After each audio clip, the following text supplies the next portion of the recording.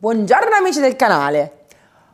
E mi arriva, non vi preoccupate, però io ho iniziato perché qua il lavoro è parecchio lunghetto. Ho trovato questo mobile veramente molto bello, è un mobile datato fine 7, inizio 800. Vi farò capire da quali dettagli si può notare la datazione, perché voi spesso mi dite anche ma come faccio a capire se è vecchio oppure no, di che epoca è? Io vi darò qualche indizio per capirlo.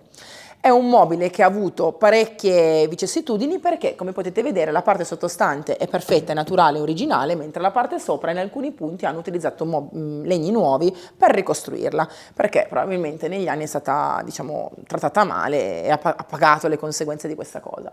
Su manca il cappello perché è un pochettino rotto e vi faccio vedere come si aggiusta, vi farò vedere come sistemare la struttura in alcuni punti prima di partire a fare aba e colorare, anche perché l'ho preso in un mercatino ed è decisamente sporca, e vedremo oggi parecchie cose. Vedremo come sverniciare un legno così antico, però rispettandolo, vedremo come colorare su più sovrapposizioni di colore, faremo uno stencil molto particolare che usurato, anticato, darà un'epoca tutta sua. Ricordate che i mobili li coloravano anche nel 700, quindi non iniziate dicendo sacrilegio.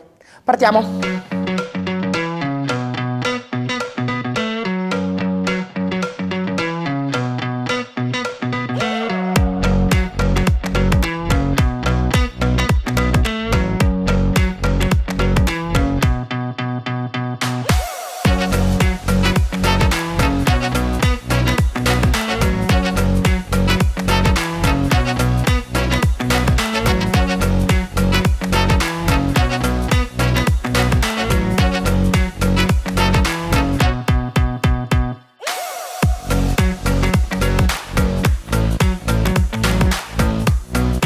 Io devo ringraziare una grande maestra che negli anni mi ha portata alla scoperta di tanti mobili, mi ha spiegato i dettagli per capire come datare un mobile, come datare i legni, come datare e riconoscere anche le venature e le essenze.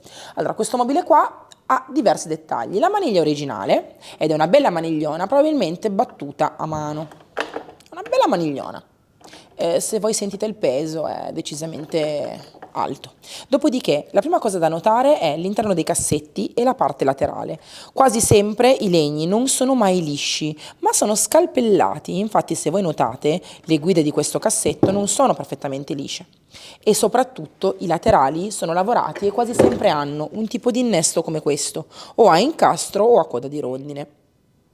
Sicuramente possiamo notare anche lo spessore del legno, che non è databile negli nostri ultimi anni, ma soprattutto andando nella parte laterale vedete i chiodi originali, che sono chiodi fatti a mano. Dalla testa lo notate che non sono chiodi perfetti e moderni, sono chiodi fatti a mano prima che si costruissero in fabbrica, e anche le lische, gli inserti venivano utilizzati in quel periodo.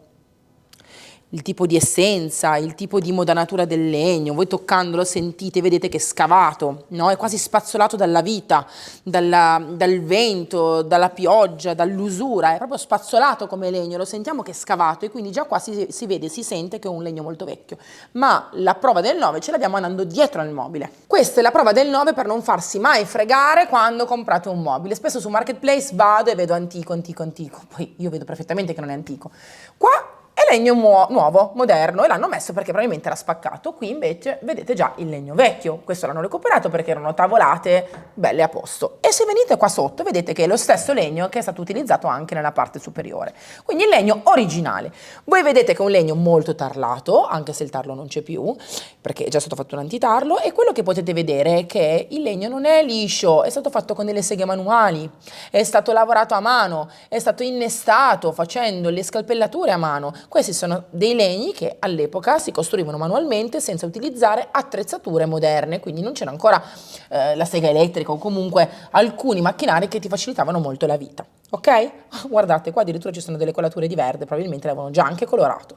Quindi ricordatevi sempre, quando comprate un mobile in un mercatino, da un antiquario, dovete sempre fare attenzione. Non sono in cattiva fede, ma bisogna essere anche acculturati per non farsi fregare, e quindi riconoscere il tempo, riconoscere la datazione del legno. Si fa al contrario. Se il dietro dovesse ancora trarvi in inganno, guardate il mobile sotto, i cassetti sotto, quelli sono veramente la prova del 9. Ora partiamo perché c'è da sistemare la struttura e da fare aba. Partiamo con Aba, quindi un bel secchio di acqua calda, ce ne sarà circa 1,5 litri, 2. Metto un bicchiere di ammoniaca e 4-5 cucchiai di bicarbonato. L'ammoniaca serve per sgrassare il mobile e il bicarbonato mi aiuta a veicolare e ad attivare l'ammoniaca. Quindi preparo la base con una spugna ben strizzata per non far gonfiare il legno e vado a lavare il mobile nel senso della venatura. Dopo questo passaggio sciacquerò tutto con acqua pulita e il mobile sarà pronto per la vernice.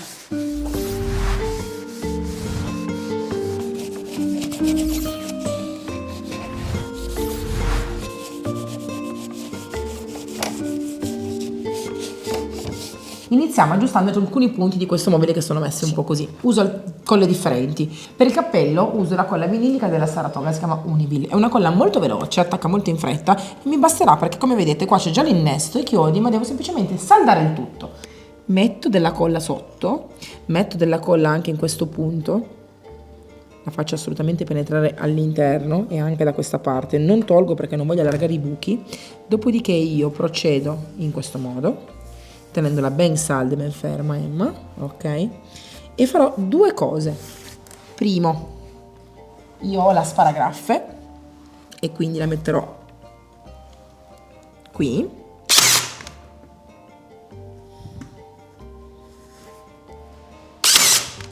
E utilizzo anche la nostra pistola sparachiodi per fissare al meglio alcuni punti che altrimenti sarebbero poco solidi. Tolgo un po' di eccessi di colla con una spugna bagnata, giro la cornice anche al contrario e anche da questa parte metto qualche punto.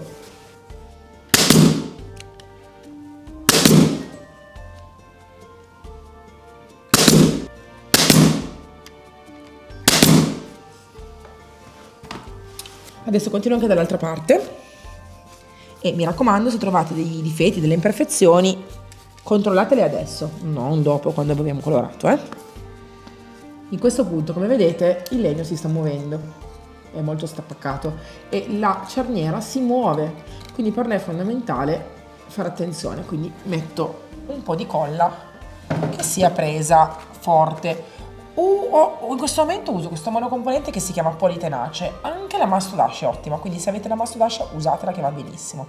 L'unica differenza è che la Mastodascia è un pelino più lenta nell'asciugatura, invece la Politenace è più veloce, quindi se avete bisogno di più tempo la Mastodascia della Saratoga è sicuramente meglio. Quindi non avete problema, qui si riempirà di colla perché gonfia e terrà a presa fortissima. Vado a controllare anche la parte dietro perché, come vedete, un pochettino muove.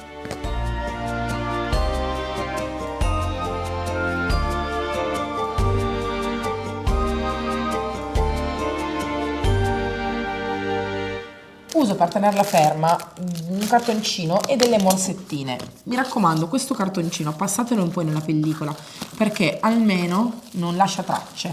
Vedete, ora io ne metto uno di qua e poi ne metto uno dall'altra parte. In questo modo non andiamo a rovinare il ferro, attenzione a non sporcarti le mani perché questa colla sai che non perdona. E come potete vedere in questo momento lo presso molto bene perché in questo punto, vedete, guardate, pressando tengo fermo il legno ed è uscito l'eccesso. Ora posso anche asportarlo delicatamente sempre col mio pennellino in modo che non mi rimangono eccessi. Andiamo a lavare l'interno del mobile anche per profumarlo e togliere gli odori del tempo con il nostro Liberty. Metto un cucchiaio di sale fino e il Liberty. Il sale serve per far attivare il profumo e non lasciare una soluzione oleosa all'interno dell'acqua. Bagno bene il mio straccio, strizzo per non inumidire troppo il legno e vado a lavare bene tutto.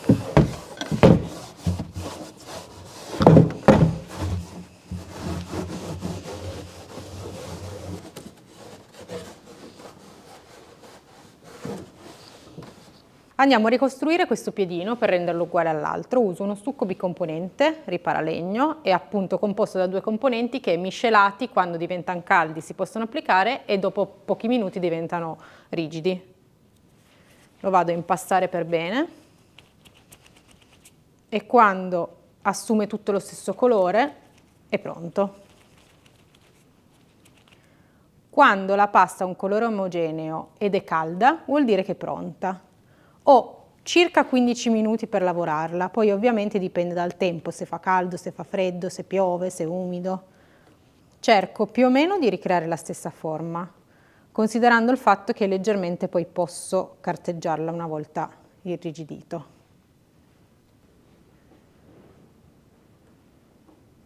Con la spatolina Belle Arti mi aiuto per dare la forma corretta e ricreare gli spigoli.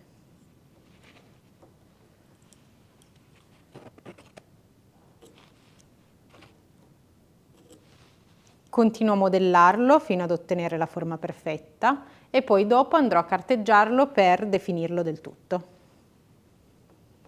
Allora Emma, abbiamo sanificato bene il mobile, lavato anche all'interno, profumato bene, abbiamo ricostruito questo piedino e alcuni pezzi in cui dovevamo andare a metterci la nostra mano perché mancavano proprio dei pezzi importanti, carteggiato leggermente per livellare e ora iniziamo finalmente con il restyling. Il legno della parte sottostante è originale. Ci tengo a valorizzarlo, mi piace con tutti i suoi difetti, mi piace perché nei punti in cui ci sono i vecchi chiodi plasmati a mano ci sono le ossidature del tempo e quindi voglio mantenere il tutto. Non è sempre ottimale portare il legno antico a farlo sembrare perfetto e moderno. Per questo motivo non carteggio. Non carteggio perché porterei via l'ultima finitura, l'ultima parte del tempo e secondo me è una cosa molto molto sbagliata in questo caso. Quindi sverniciamo con lo sverniciatore, piano piano, delicatamente, senza creare ulteriori danni e lo portiamo a essere bello ma al naturale, togliendo via questa finitura un pochettino lucidina. Lo sverniciatore Magic Pen, ricordate sempre che è biodegradabile, ok?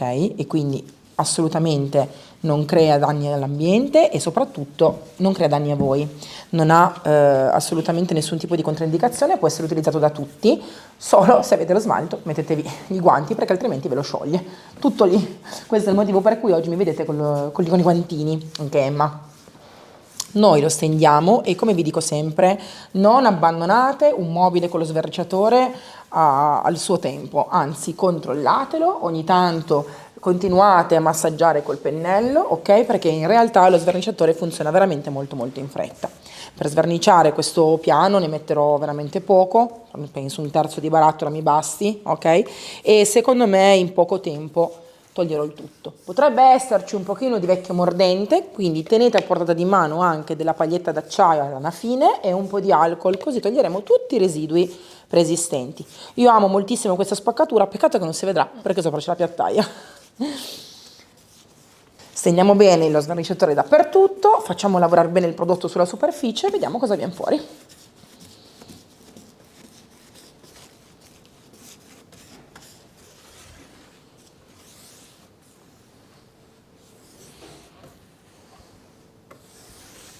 È ora di togliere il nostro sverniciatore. Come vedete sulla superficie è ancora bello umido, ma inizia a fare, diciamo, una liquefazione, inizia a miscelarsi con la superficie sottostante. Vuol dire che ha sciolto il protettivo trasparente che c'era sotto. Usate delle spatole di diverse grandezze quando avete un mobile come questo, perché non è un mobile dritto, vedete le tavelle di legno sono molto inarcate e quindi è del tutto normale usare attrezzi differenti che ci portano a sverniciare bene la superficie. Io inizio con il nostro raschietto geppetto, un vassoio per mettere l'eccesso e inizio ad eliminare la prima parte di superficie. Ovviamente non vi spaventate se non viene via tutto quanto subito perché buona parte di quello che è stato messo su questo mobile verrà via anche semplicemente con l'alcol. Quindi una volta tolta la vernice protettiva toglieremo poi anche con la paglietta di ferro e l'alcol il resto.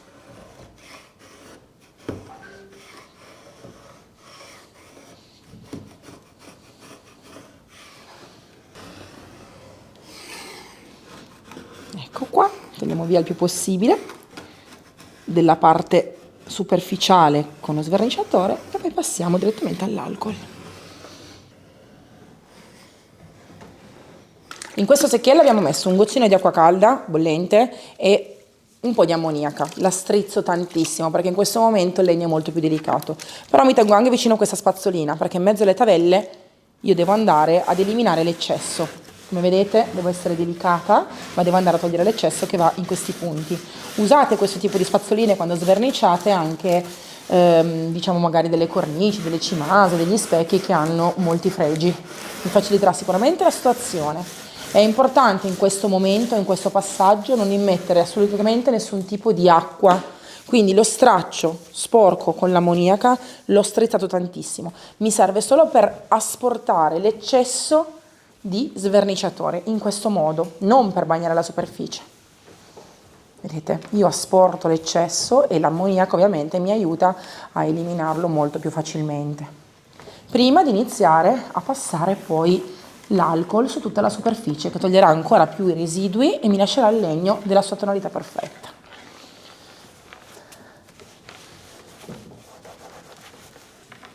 Come vedete io non sto bagnando assolutamente il legno, lo sto solamente ripulendo, e se fate attenzione a questo dettaglio vedrete che le due tavelle principali, quelle frontali, hanno molti più difetti di quello dietro, perché questo qua era con la piattaia sopra e quindi è stato molto meno usurato e ossidato dagli anni.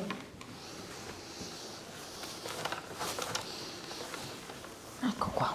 Passiamo al passaggio successivo, ovvero alla passata di alcol e paglietta. Allora prendo una paglietta di ferro a grana molto fine, ci metto un po' di alcol. Ricordate che in questo lasso di tempo l'alcol non va assolutamente a rovinare il legno, tutt'altro, lo preserva molto di più dell'acqua. L'acqua invece sì, lo va a far gonfiare e modificarlo. Io mi raccomando sempre con una paglietta appunto lana d'acciaio molto fine fare questo passaggio. L'importante è che seguite sempre la vena del legno. Ecco, andare controvena in questo modo al contrario crea dei gravi danni al legno e poi per togliere questi segni siete obbligati assolutamente a carteggiare e io non voglio. Come vedete inizia a togliersi via buona parte del mordente sottostante. Ma mi passa questo pezzo di carta, vi faccio vedere il colore. Vedete? Non è sporco, questo è il colore, il tingente, le cere, tutto quello che negli anni sono state messe su questo mobile. Ora io insisto leggermente, in questo modo verrà un legno bellissimo, liscio, vellutato, perché comunque viene massaggiato e vengono tolti via tutti i finimenti cerosi che c'erano sopra.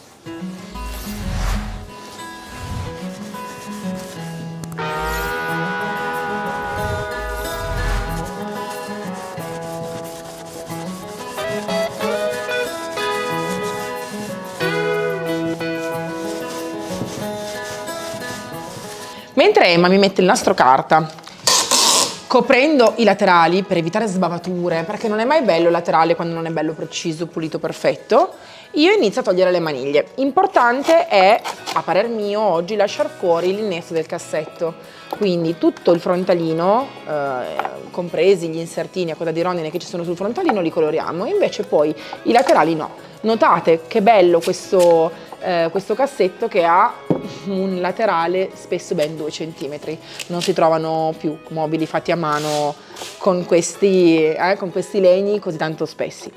Tolgo il pomello che è veramente massiccio, è fatto ancora come si faceva all'epoca, lo conservo dentro il cassetto perché poi lo lavo, lo pulisco e lo rimetto ovviamente. È sempre bene dare una bella preparata prima alla struttura, togliendo quello che si vuol togliere, nel senso che io le ferramenta che ci sono nella parte sottostante oggi le voglio tenere, le voglio colorare. I pomelli no, non mi piacciono colorati, ovviamente neanche la chiave, ma la ferramenta secondo me, anche se è autentica, anche se è vecchia, sarà ancora più bella alla fine del progetto, quindi la lascio qua. Copriamo anche la parte interna Emma dove non bisogna andare a sporcare ovviamente, anche se qua abbiamo già una bellissima cornice, quindi questa parte qua viene colorata, sulla parte laterale mi segui con nastro carta. Certo.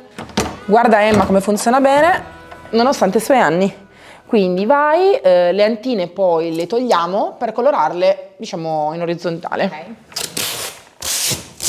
Mentre Emma con lo scotch copre tutte le parti che non devono essere sporcate col colore, io inizio colorando col Black King, perché oggi voglio una bella stesura materica, bella vissuta. Ovvio che mi aiuto anche in alcuni punti col pennello a punta, perché è importante andare senza fatica nelle insenature. Guardate qui com'è facile. Carichiamo sempre molto bene il pennello, in modo che il serbatoio interno sia pieno, scoliamo l'eccesso per non sporcare in giro, e poi via. Questo non è un nero normale, noi useremo il Nuit Parisienne come base oggi, infatti sarà un nero molto gradevole, molto leggero, perché sarà la nostra base per i prossimi strati. Quindi non sarà tutto nero, ma è fondamentale questo passaggio per avere la finitura che io desidero. Guardate com'è facile fare tutte le parti intorno con questo pennello, e se poi vogliamo avere una finitura ancora più totale, e via col Black King. A volte non basta un solo pennello per ottenere un risultato, ne servono anche due. Una coprenza bellissima, l'importante è ricordarsi sempre poi di lisciare bene i cassetti in modo che siano vellutati, e un'altra cosa importante è anche togliere gli eccessi per non avere mai gocce. Ora io continuo. Emma, mi aiuti? Sì. Partiamo.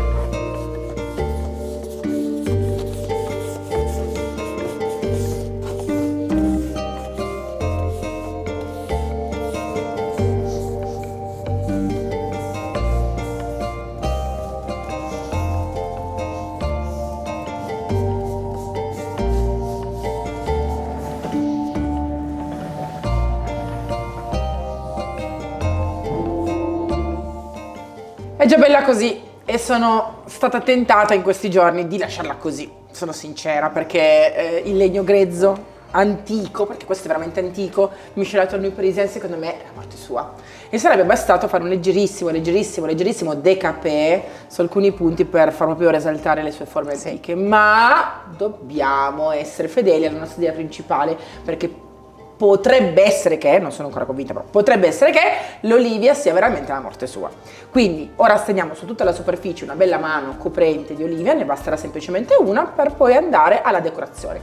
Uso adesso il mio prototipo, perché è prototipo in questo momento, prototipo, è un pennello meraviglioso che sto testando prima di proporvelo, però ha delle belle stolincrine, potreste usare un pennello ovale se volete ottenere il mio risultato, e il pennello a punta. Emma, quale vuoi? È uguale, scegli tu. Dai, ti lascio il prototipo. Grazie. E io faccio i dettagli.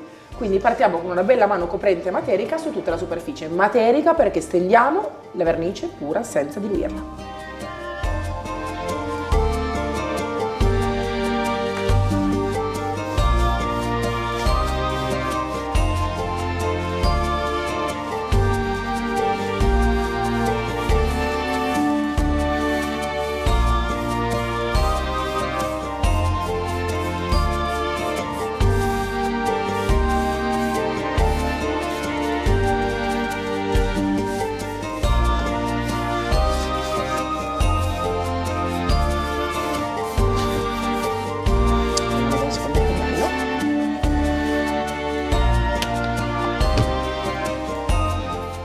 Vedete come cambia la coprenza da un pennello all'altro?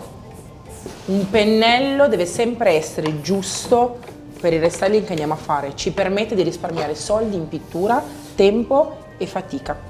Quindi ora useremo il pennello a punta per fare alcuni dettagli, i bordi, e questo nelle parti piatte per avere massima coprenza.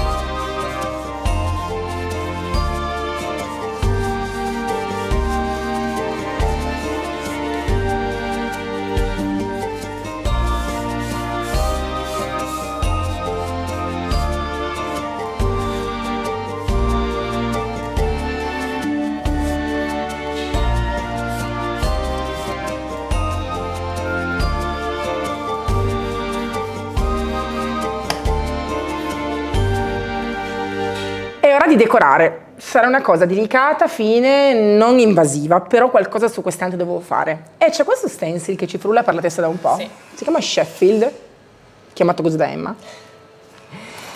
E secondo me è perfetto perché crea quasi una sorta di giardino bucolico dentro il mobile.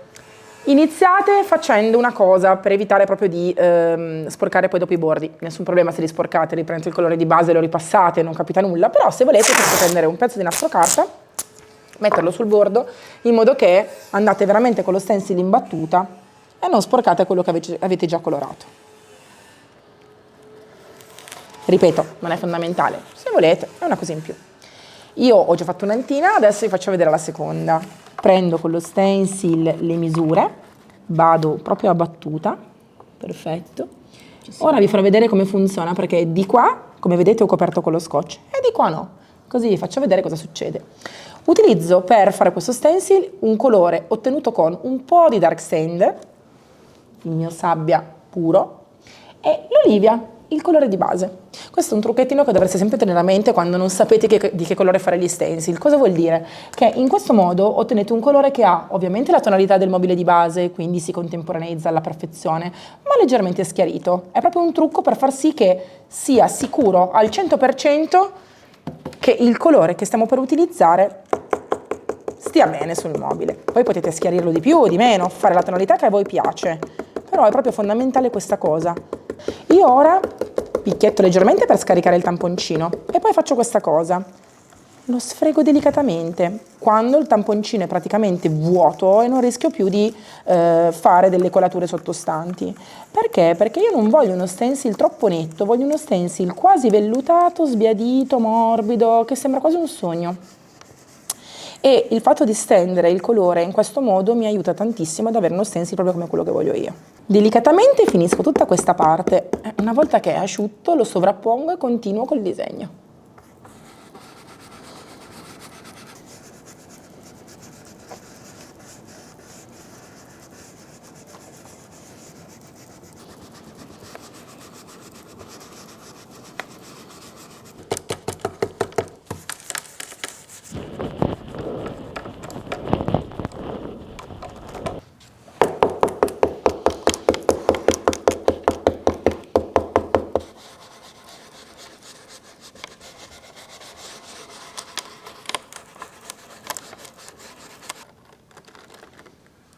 E voilà, devo dire che è abbastanza preciso. Sì. Ora, se non avete messo nastro carta perché non avevate voglia o non vi piaceva, vi basterà riprendere di nuovo il pennellino piccolino del colore di base e ripassare un attimino sul bordo. Quindi decidete voi cosa fare se avete una bordura. O fate attenzione e mascherate, ma se non potete per diverse motivazioni, ripulite, semplicemente col colore di base. L'importante è che sia bello bello preciso, perché per noi questa è una finestra, da dentro vedo fuori, quindi non deve essere sporco il bordo. Ora riposizioniamo, prima però asciughiamo col foglio. Sì. Questo è asciutto, abbiamo sovrapposto e continuiamo. Dovete fare attenzione quando fate la sovrapposizione con uno stencil come questo qua che ha un po' di bordino, a non far troppo accumulo nella parte centrale. Cosa vuol dire? Vuol dire che quando mi andate a fare questo dovete essere abbastanza leggeri e non andare a calcare, in modo che non ci sia questa righina netta che crei quel minimo di slivello e che faccia notare la sovrapposizione dello stencil. È bello quando lo stencil è unico e non si vede dove inizia e dove finisce. Un po' come se fosse una carta da parati, insomma. Quindi mi raccomando, quando andate sul bordo dovete essere veramente leggeri, un velluto, in modo da non avere il distacco tra una mascherina e l'altra dello stencil. Ora continuo tutto e vi faccio poi vedere come sta sulle due porticine centrali. Quando avete fatto il riposizionamento e togliete la mascherina, se vi piace, se è tutto perfetto, ricordatevi sempre che comunque la riga in mezzo dove si può notare il riposizionamento dello stencil non è mai carino. Quindi io vi consiglio di prendere un pennellino piccolino a punta, il colore che avete usato per lo stencil, e andate a fare un leggerissimo ritocco, in modo da andare a togliere un pochettino questo alone dove si può notare in qualche modo la righina di divisione. È un piccolo ritocco sullo stencil che vi dà sicuramente modo di avere un lavoro più bello, più preciso. Non si vedrà nulla poi, anche se non ritocco, nel mio caso non si vedrà perché poi farò il leggero décapé, però mi piace sempre essere precisa quando faccio questi lavori. Vedete, continuo anche qua, è impercettibile, però si potrebbe notare un'ombreggiatura. In questo modo la tolgo.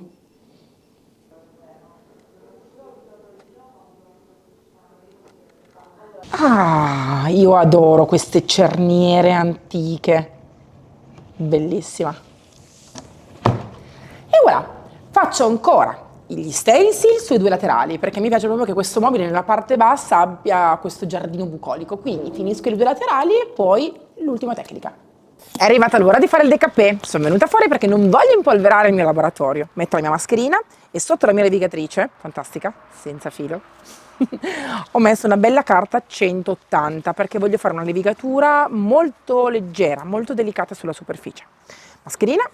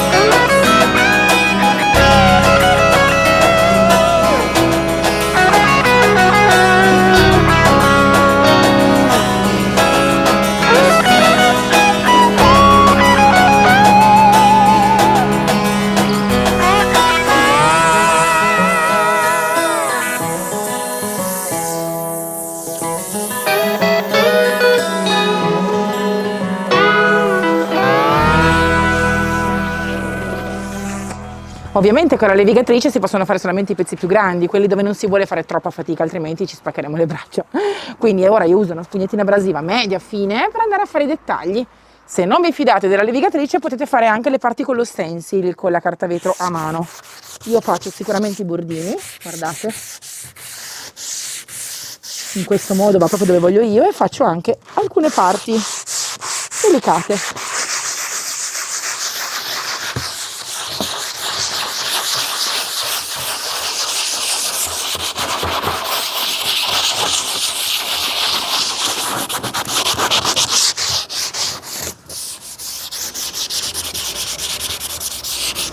E mi ha iniziato a stendere la cera jasmine su tutto il mobile, ma prima di farvi vedere anch'io la cera jasmine su questo bellissimo legno antico e sul colore, sullo stencil, vi faccio vedere le maniglie. Perché? Perché sono delle maniglie poco pregiate, ma sono le sue, originali, e quindi bisogna salvarle. Non mi piace questa percentuale di argento del ferro che è venuta fuori, mi piacerebbero più anticate. Quindi utilizzo la cera liquida Noyer Foncé, che per questa cosa è eccezionale, direttamente sulla maniglia, e vado ad anticare il tutto. Ricordate sempre di dare un bel giro perché i pigmenti si possono leggermente dividere visto che è una cera liquida. E poi fate questo lavoro. Io antichizzo tutto. Le maniglie. Antichizzo le maniglie, antichizzo la chiave, antichizzo tutto, picchietto, faccio una cosa molto disomogenea. Ovviamente nel momento in cui è asciutto giro e faccio anche l'altro lato, ma sicuramente passerò anche 2 volte perché una non basta.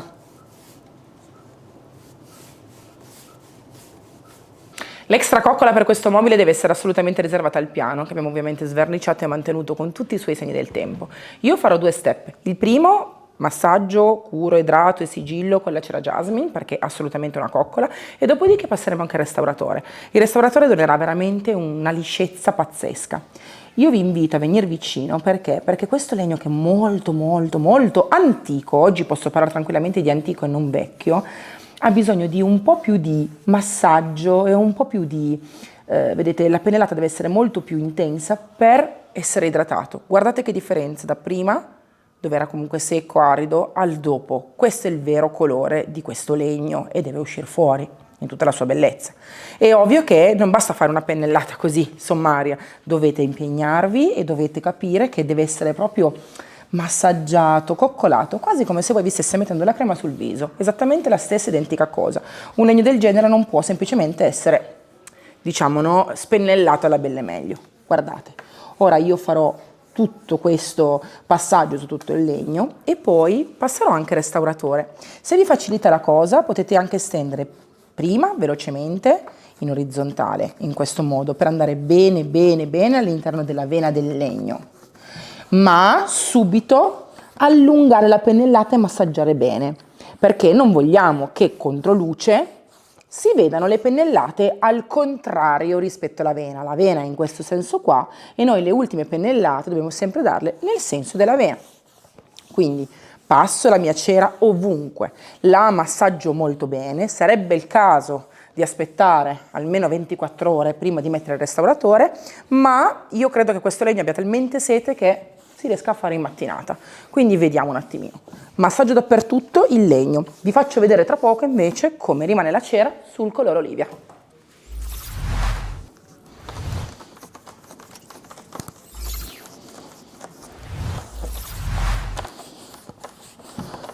Questo piano è già perfetto così, abbiamo lucidato bene con un panno, tanto olio di gomito, sono passate solamente 3 ore da quando io l'ho stesa, però con il panno sono già riuscita a ottenere una bella luminosità. Quindi, visto che il piano è così tanto antico e voglio coccolarlo ancora di più, darò anche uno strato di restauratore. Il restauratore è un prodotto eccezionale che voi potete utilizzare su mobili molto antichi, magari eleganti, tirata a gomma lacca, per dare di nuovo luminosità, quindi far di nuovo tornare la luminosità del restauratore di quando ve l'ha stesa questa bella gomma lacca, oppure potete stenderla anche su dei legni grezzi come questo, ma che sono stati pretrattati con la cera. È importante capire questa cosa perché la cera ha una percentuale all'interno di cera d'api, di bacca di carnauba ancora più elevata ed è perfetta perché va a sigillare il poro del legno. Il restauratore, che è proprio una crema di bellezza, andrà a illuminarlo. Guardate l'effetto che ora si vede, ma domani, nel momento in cui lo riguarderete, vedrete che è ancora più profondo, ancora più idratato, perché comunque entra nelle fibre del legno. Ne ho messo un pochino sopra il mio pennello e ora massaggio il mio legno. Anche qui vale la regola della cera, va spalmato molto molto in profondità, va coccolata la superficie. Vedete, io non è che lo spalmo e me ne vado, questo è il metodo di stesura giusto per il restauratore, deve essere coccolato questo legno e subito potete fare anche un primo pezzo di legno, una tavella e poi lucidarlo, però l'importante è subito prendere un panno liscio di cotone, quello che volete voi, e lucidarlo in questo modo. Perché? Perché una volta che voi il restauratore me lo lucidate, dona veramente al mobile una vellutatezza, una luminosità pazzesca. Sarà veramente idrorepellente, quindi non subirà urti, graffi o altro, sarà protetto, sarà idratato e questo mobile vi assicuro che tenuto in questo modo altri 100 anni li fa come niente. Importante ricordare che il restauratore va massaggiato subito, quindi si stende a pennello, si massaggia subitissimo con un pannettino di cotone senza peletto e vi assicuro che la vellutatezza che avrete dopo sarà qualcosa di eccezionale. Mi raccomando, il restauratore va passato solo su legno che possibilmente ha bisogno di cure. Ora io lo passo dappertutto, su tutta la parte del mobile.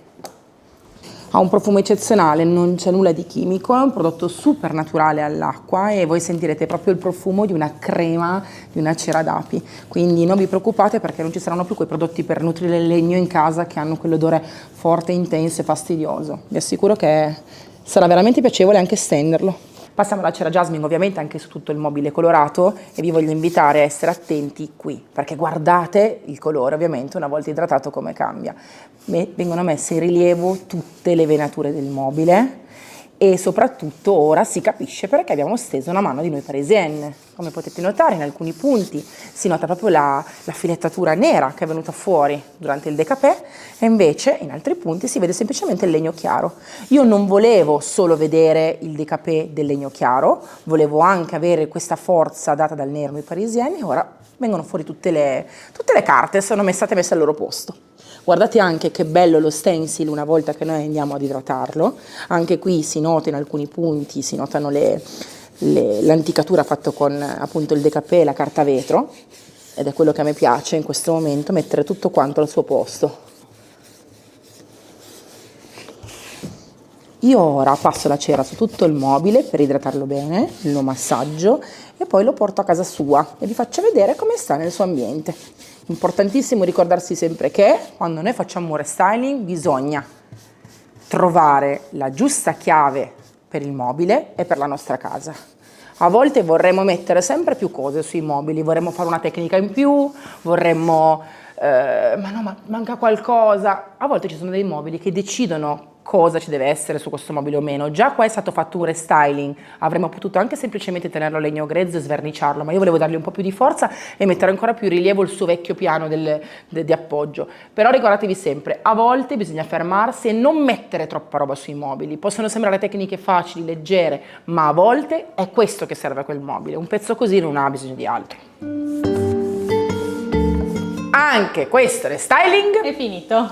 allora, non so se vi potrà sembrare banale il restyling di oggi, perché forse è più semplice nelle tecniche, non è uno di quei restyling che dici mamma mia chissà che tecniche hanno fatto, è tutto quanto molto lineare, ma è tutto come dovrebbe essere fatto. La sverniciatura, la ricostruzione del piedino, le finiture, il trattamento del legno, tutto. Abbiamo solamente avuto il vezzo di mettere questo stencil sulle porte per renderlo un pochettino più particolare, perché a me non piaceva troppo liscio, ho dovuto dare la mia impronta. Ma a volte, come vi dicevo prima, bisogna sapersi fermare, bisogna capire quello che il mobile ci sta spiegando, ci sta dicendo e bisogna tirare fuori la sua essenza. A me piace tantissimo e finalmente ho avuto un bel posto per mettere questi piatti che adoro e li ho da tanti anni fermi in una scatola. Quindi ricordatevi sempre, a volte magari ereditate dei piatti da qualcuno, dalla nonna, dalla zia, dalla mamma e li tenete chiusi lì, perché metteteli fuori e recuperate anche un bel mobile. Salutiamo? Sì. Mi raccomando, Magic Paint non si trova su Amazon, ma solo sul sito www.elisiron.com o dai rivenditori autorizzati Magic Paint che trovate sul sito magicpaint.it. Al prossimo restyling! Ciao.